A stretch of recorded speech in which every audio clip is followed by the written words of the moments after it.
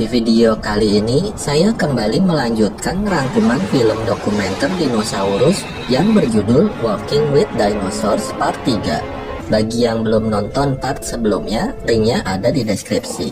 Tanpa berlama-lama lagi, langsung aja kita masuk ke alur ceritanya.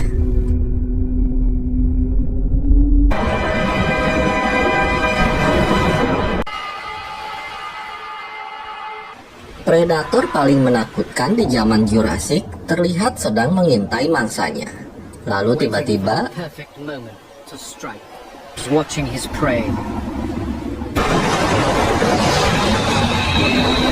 pada akhir periode Jurassic, semua yang ada di sini adalah beberapa pulau yang tersebar. Naiknya permukaan air laut membanjiri dataran rendah dan menciptakan laut dangkal yang luas. Reptil laut raksasa telah berevolusi. Mereka beradaptasi sempurna dengan kehidupan di perairan yang indah ini. Ini adalah Cryptoclydus seberat 8 ton. Semua reptil laut pernah hidup di darat. Mereka berbagi laut dangkal ini dengan makhluk aneh lainnya seperti Ammonites yang menjerat mangsa kecil dengan tentakel mereka. Perairan ini berada di tepi utara dari lautan Tethys kuno. Terlihat Ophthalmosaurus yang sedang hamil dan diikuti ratusan lain dari jenisnya. Semua berkumpul di air yang dalam ini untuk melahirkan. Ini adalah reptil laut tertua. Sebagian besar reptil laut lainnya, seperti Cryptoclydus, menggunakan keempat siripnya untuk mengejar kawanan ikan melalui air. Di antara bebatuan karang, hidup koloni reptil terbang. Pterosaurus laut ini disebut Rhamphorhynchus. Mereka dapat menangkap ikan tanpa membuat sayapnya basah. Paruh mereka menembus air untuk meraih ikan yang lewat.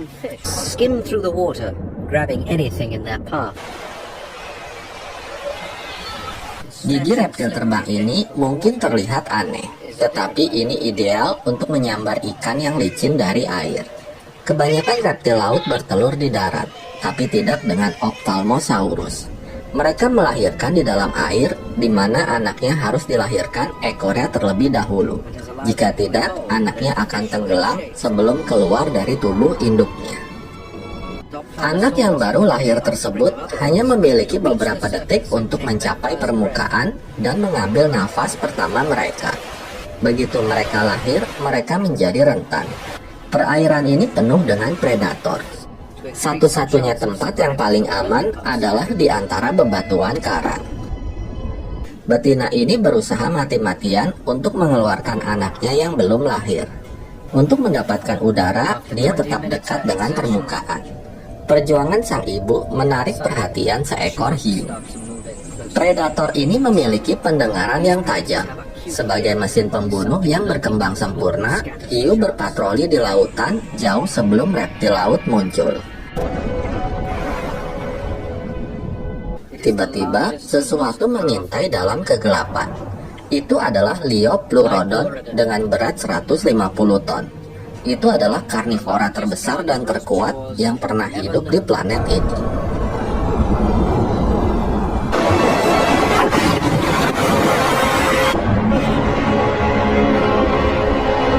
Ukuran jantan raksasa ini 25 meter dan yang terbesar untuk jenisnya. Dari ukurannya, mungkin dia berusia sekitar 100 tahun. Sekarang, terumbu karang di sekitar pulau penuh dengan bayi Ophthalmosaurus. Bayi Ophthalmosaurus memiliki gigi yang tajam. Namun anak ini belum tahu jika cangkang Ammon itu terlalu keras untuknya. Di sisi lain, terlihat seekor dinosaurus yang sedang mencari makan di dalam air. Ini adalah perjalanan yang sangat berbahaya. Dinosaurus ini adalah Eustreptospondylus. Mereka menyusuri pantai untuk mencari hewan mati. Namun ternyata sudah ada yang mendapatkan makanan di pulau ini. Eustreptospondylus ini sedang memakan potongan busuk dari daging kura-kura yang mati. Akhirnya mereka pun saling berebut untuk mendapatkan bangkai kura-kura itu.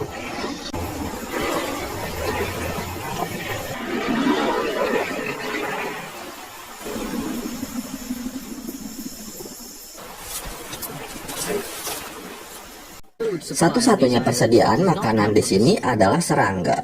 Kumbang kulit kayu memenuhi pepohonan di sini. Hal ini menggoda Rhamphorhynchus muda untuk memakannya.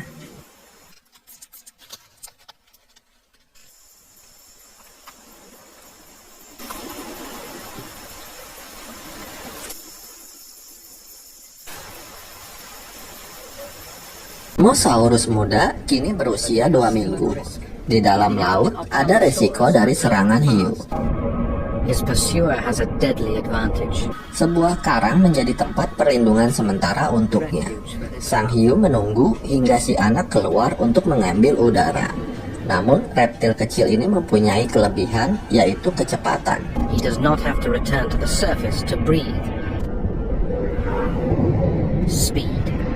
Cryptoclydus ini memakan kerikil dan pasir sebagai pemberat di tubuhnya. Daratan adalah tempat yang aman bagi Cryptoclydus untuk beristirahat dan berada di luar jangkauan Liopleurodon.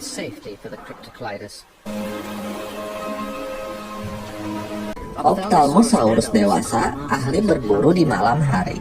Dengan mata besarnya yang sensitif cahaya, dia mendapatkan cumi-cumi dalam kegelapan.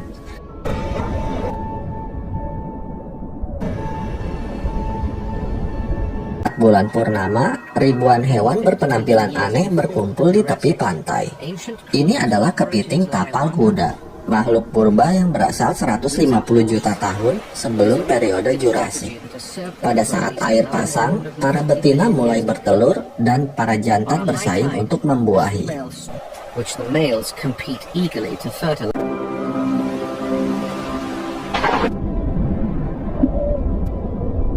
Pagi harinya, kawanan Rhamphorhynchus datang ke tepi pantai untuk memakan telur-telur dari kepiting tapal kuda.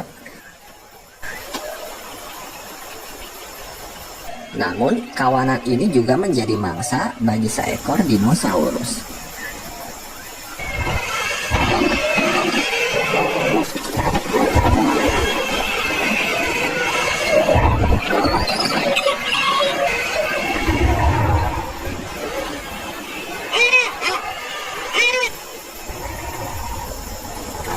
Bagi anak Ophthalmosaurus, kehidupan mereka yang aman di sekitar karang akan segera berakhir. Dalam beberapa minggu ke depan, mereka akan hidup di lautan lepas dan berburu ikan.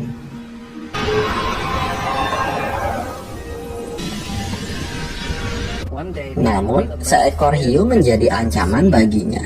Di perairan Jurassik ini, mereka sendiri adalah mangsa dari Liopleurodon yang ahli dalam penyergapan. Setelah mengambil nafas, Liopleurodon turun untuk memangsa hiu. Dia dapat menahan nafas lebih dari 1 jam. Tanpa diduga, seekor Liopleurodon betina muncul yang membuat Liopleurodon jantan marah dan menyerangnya.